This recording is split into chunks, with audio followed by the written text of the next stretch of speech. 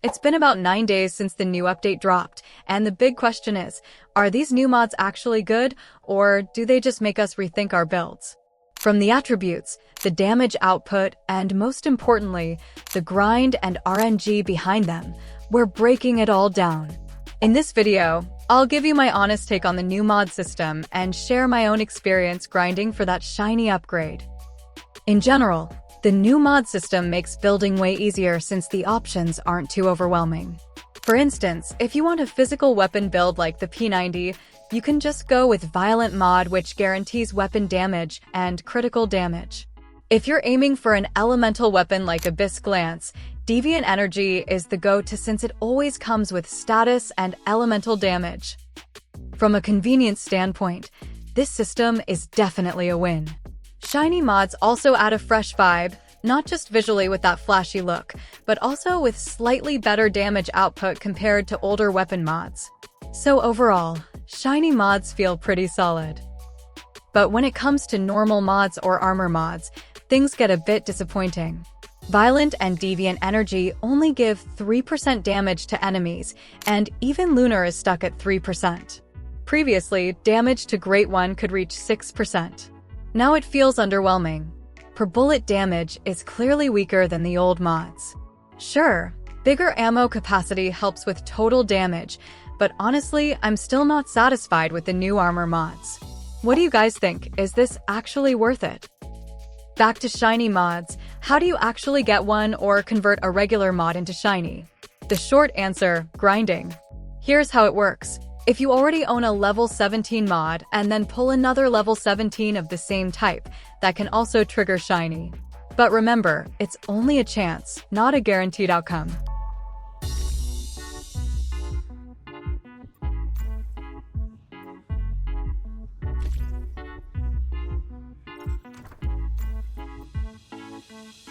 Unlike the old system, before you could guarantee a level 17 after upgrading, or at least end up with level 16. The downside was that sub-attributes were completely random back then. At least now the sub-attributes are much clearer, making builds more straightforward and less chaotic. Before we continue, here's an important tip. If you want to top up once human, head straight to Top Up Live. It's super easy, safe, accessible anywhere, and of course affordable. Plus, with discounts, it's even better. Top Up Live supports multiple currencies, so as long as you're on planet Earth, you're good to go. The process is simple. Open topuplive.com or click the link in the description. Choose what you want to top up, Battle Pass, Meta Pass, or just some Christian for outfits. Enter your UID, select your region and server. And don't forget to use the code JANE to get 12% off. Hit buy now, pick your payment method, and you're done. Fast, easy, and budget-friendly. Big thanks to Top Up Live for sponsoring this video. Now, let's get back to the mod discussion that's been driving us crazy. The patch notes said you need 2 level 17 mods to get a shiny. I tested it myself. After opening a guaranteed level 17 or legendary mod for one I already had at level 17, my regular mod instantly turned shiny. But when I tried again, it didn't work. I had to open one more before it finally became shiny. So in my case, it took about 3 level 17 mods to get a shiny. Maybe my RNG was just terrible this time. Sometimes you get lucky, sometimes you get wrecked. That's RNG for you. When it comes to farming mods, where's the best spot to grab them, especially those guaranteed level 17 or legendary mods? For regular mods like Violent or Deviant Energy, the top spot is definitely Forsaken. In under 30 seconds, you can rack up 12k energy link with a chance to pull Deviant, and if you're lucky, a legendary mod, which guarantees level 17. The build I use is shown in this video. Just swap the calibration to heavy style critical. You don't even need to throw ice cubes, and you can still clear it in 20 seconds, sometimes even 15.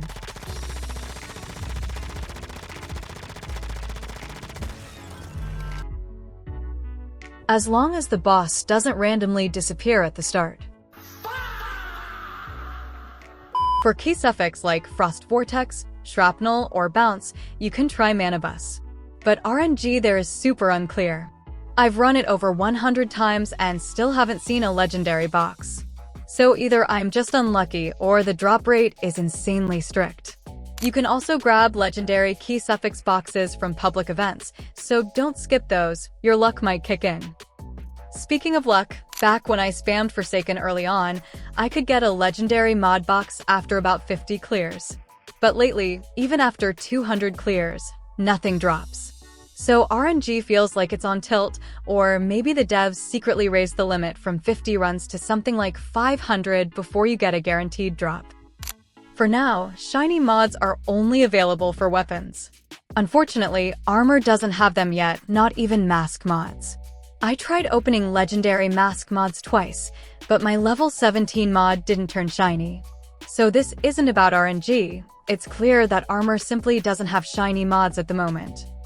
The devs have already stated that shiny is currently limited to weapons, with armor and other categories to be added later. Well, goodbye to my 2 legendary mods then. Drop a comment below. If armor mods, especially Lunar Mods, could turn shiny, what kind of stats do you think they'd have? Lunar Mods are still around, but current events are more focused on the new ones like Mirror Suffix, Wild Suffix, and Phantasmal Suffix.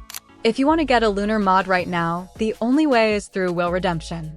And keep in mind, it'll be rolled again between level 8 and 17, so RNG is definitely part of the grind. Calibration has been updated. No more double elemental or double critical setups. Now it's just weapon plus specific attributes like critical, elemental, crit damage, or weak spot. This makes builds more focused and less random than before, but still powerful if you slot them correctly. Though yeah, weapon damage itself is RNG now, so get ready to rage when the rolls don't go your way. So, what's the verdict on the new mod system, especially shiny mods? In terms of convenience, it definitely makes building easier. Violent mods guarantee weapon damage and critical damage. Deviant energy guarantees status damage and elemental damage. So builds are simpler and more straightforward now. But the real issue is RNG. Honestly, I rarely get level 17 mods. Even silo drops are scarce.